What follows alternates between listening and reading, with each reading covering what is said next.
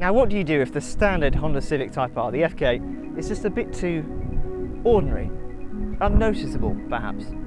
Or maybe something like this would be slightly more noticeable.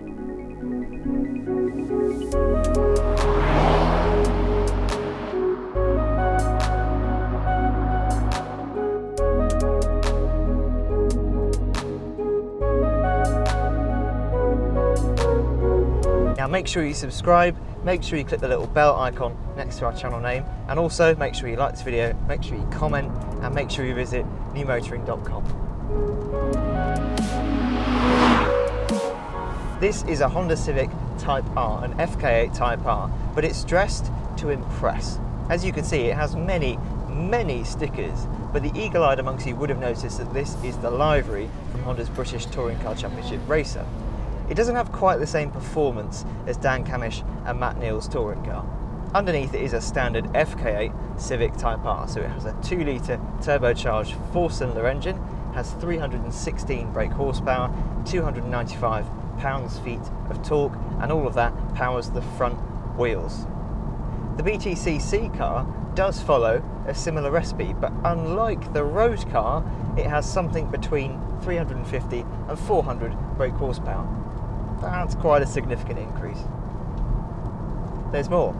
This has a 6-speed manual gearbox. The touring car has a 6-speed sequential gearbox. This has Brembo brakes. The touring car has AP Racing brakes. And this has 3 exhaust pipes, whereas the BTCC car has 2, but they are side pipes, which is why it is so loud. They're straight pipes, essentially.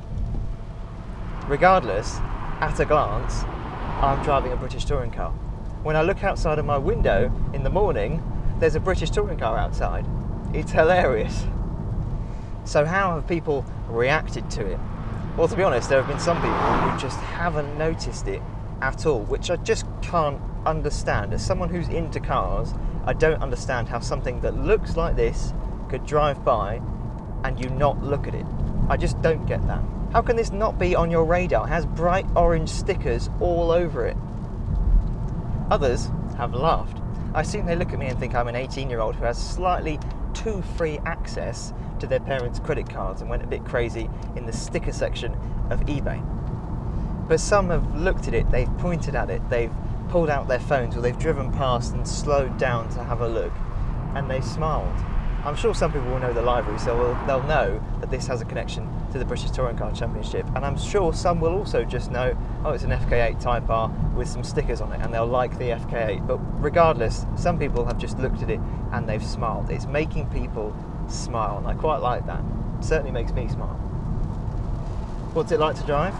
Well, as I said, it's a standard FK8 Civic Type R, which makes it one of the best handling, most enjoyable cars on sale today. The steering is beautifully weighted, the gearbox is short and precise, and the brakes are strong. They're very strong. And the brake pedal feel is really good. You've got response right from the top of the pedal. It just feels so together. Everything about it just feels really well sorted. And the engine is turbocharged, so it takes a fraction of a second for it to wake up, but what an engine. What an engine! Between 2000 and 3000 RPM you can feel the boost building. When it gets to 3000 RPM the torque hits you, and then from there 4000, 5000, the power, the engine really wakes up, and then you've got VTEC. It's still a Honda VTEC engine and it just feels alive. It is so fast, it is relentless. And the red line is 7000 RPM, but it pulls all the way to 7000 RPM. It's a fantastic engine.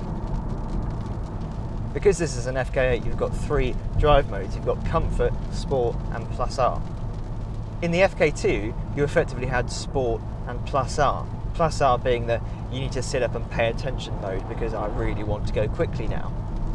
Sharpening up the throttle, giving more weight to the steering, stiffening up the dampers.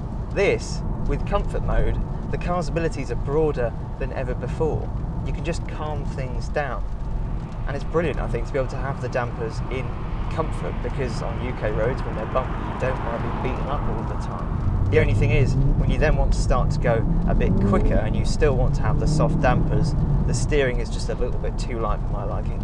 I prefer the weight of the steering in Sport or Plus R.